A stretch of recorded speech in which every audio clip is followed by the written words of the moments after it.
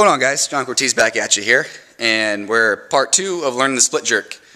So if you watch part 1, we learned the push press from behind the neck and in front of the neck on the shoulders, and then we learned the push jerk, okay, or the power jerk, whatever you want to call it, okay, behind the neck as well. Okay, so we got to get those down first.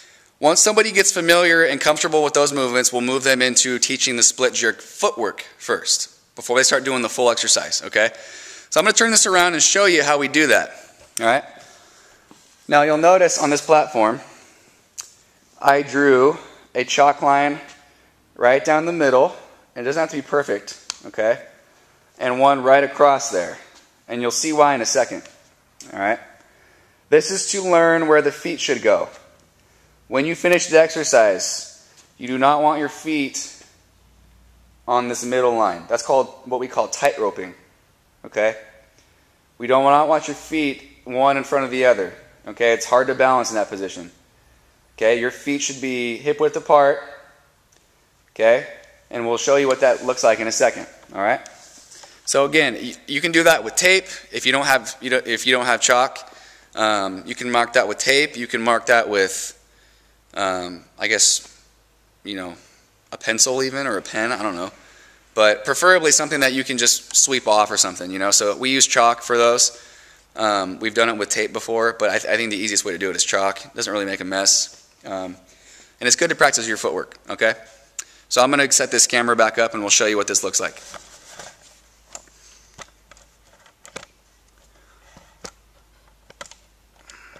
Okay.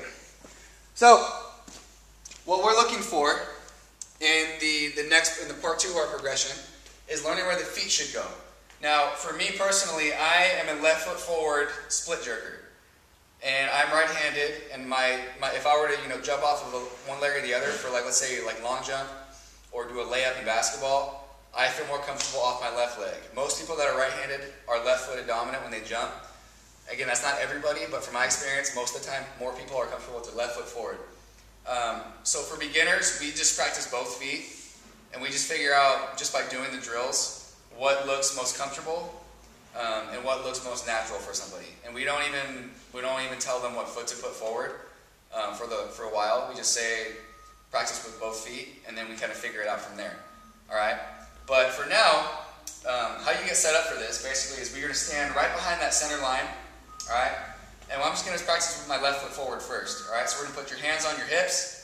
And all I tell people when they do this is make sure in that center line that your feet, one foot is in the left lower quadrant, one foot is in the right lower quadrant, okay? And you're fairly close to that middle line, all right? Now all you need to do is step out like you're doing a lunge. So I'm just going to start with my left foot forward, and you'll see what this looks like, okay? So we go hands on your hips, and I just tell somebody step out in the lunge, but don't go all the way down, all right? And they just do this naturally, so watch. So we step out.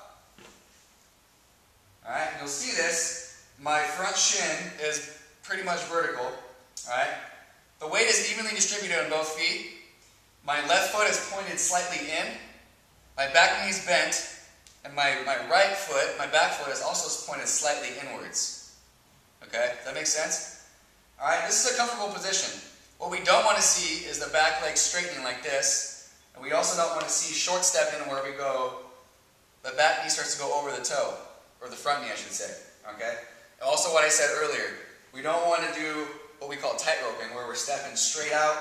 This is very hard to balance. And if you have a bar over your head, it's almost impossible to make a jerk looking like this, okay?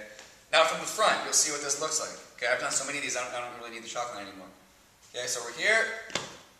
All right, this is our nice finished jerk position. Very comfortable, very balanced. The back knee needs to bend so you can give, okay? This is just in case you catch a heavy jerk and it drags you down.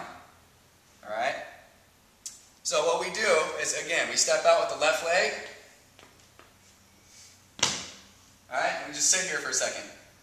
Alright? Then we do the same thing with the right leg. Alright? Step out.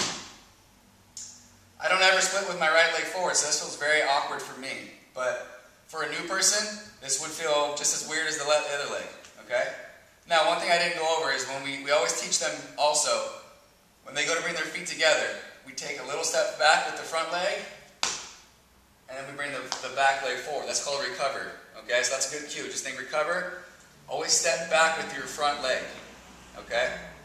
Now, once they get the footwork down, it's as simple now as telling them split your feet into that lunge position. Okay?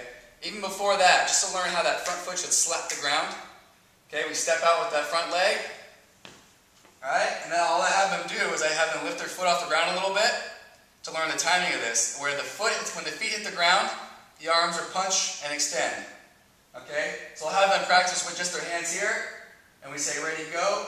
We lift the front leg off the ground a little bit, and we drive the arms up, back down. So we're here, finish. Alright, one more. Okay, and we recover, hold it, down. Okay, once they learn that, then it's as simple as saying split your feet, drive the arms. So we have them get nice and tall, and go. Okay, one more. Focus on the front leg first. So here, cover your feet. Okay, it's about moving your front leg forward, not so much the back foot. So worry more about stepping your front foot out there, because again, you don't want to short step this and end up looking like that. Okay, puts a lot of stress on the front knee that you don't want. All right. So again, once you get comfortable with the footwork there, we can take a bar out of the rack, and we can practice it with a bar. So we'll say step out in your lunge, push, recover. And we'll practice a little dip and drive. And punch. Okay, we'll do one more. And then sometimes we'll throw a lunge in there too. Down, recover, and finish. Alright? We also do those from behind the neck usually first. But if someone's already got the behind the neck push jerk down, they can just start with in the front of the shoulders. Okay? So again, make sure you get your footwork down first. This is going to take practice. Alright? But you got to draw the chalk line. 9 out of 10 times this fixes most problems with the feet. And then eventually they'll be able to transition into a regular split jerk. Alright? So stay tuned for part 3, and we'll wrap it up with the full split jerk from the rack. See you guys.